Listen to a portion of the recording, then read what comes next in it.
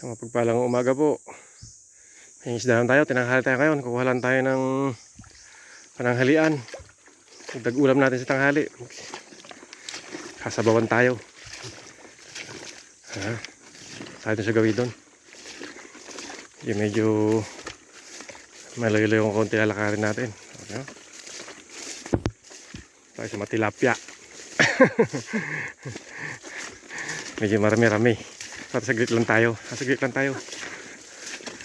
Oh, yung mga sukal pang isdaan. Oh. Kaya ang pangingisda ay buwis buhay din. Pawis, pagod. Yan lang. Pero nakaka-enjoy. Nakaka-enjoy mga isda. Kasi yun ang hobbies mo Hobbies. Oo, yan mo. Oh. Nagagalawan yung mga isda. Kaso dito makangkong. Medyo matagal-tagal manghuli.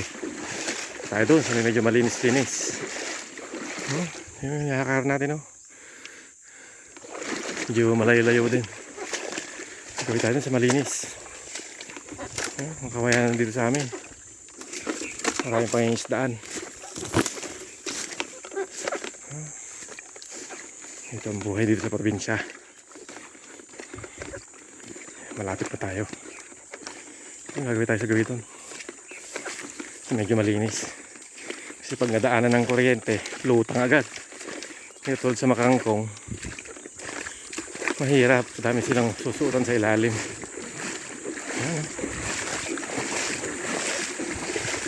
Sensya na po kayo sa video natin at cellphone lang na luma to. Hawak-hawak lang natin, walang panggamit na pang-ipit. Maluwang yan. Doon sa taas. Kaya gagawin tayo dyan sa medyo maluwang-luwang na to. Kaya kung gusto mo mag-ulam ng isda, yan, nagagalawan sila Ayan kita mo maalon Yan, may tilapia po yung mga yan. Kung gusto mo mang-ulam pang 1 kilo, sasaglit ka lang ngayon, tatakbuhan na maalon na yung tubig. Yan, dami nila Ayan malalaki mga katamtaman ang dami kakapal Ayan po yung tubig umaalon. Ayun hanggang sa gabi doon. Ayun, sisibatan papuntang gitna. Ayun po tayo mga isda. Nakalutang ko kadami tayo mamuha. Ayan, dami gagalawan tatakbuhan. Maalon po yung tubig. Kita nyo maalon. Yung mga sumisibat na yan. Iba yung alon niya pa sa lubong. Ay, isda po yan mga yan. Ayan Sabi pa tayo sa gabi doon. Medyo maganda na doon. So bilis manguha. Ang dami tatakbuhan Hindi lang gaan yung pansin kasi nga wala sin luma. Matagal na. Ayun, lalaki ayun. Punta sa gitna yun, sa gabi ito, nag-aalon Damay. Saglit po tayo. Habang 1 oras lang. 1 oras lang, marami na yun. Kulang 2 kilo na siguro. Ayan Ayan, dyan tayo sa maluwang na yan.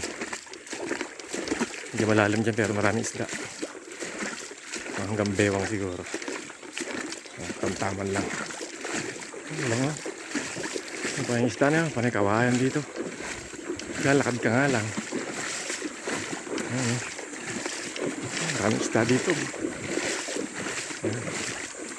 Kawayanan po. Ito pangurenta natin.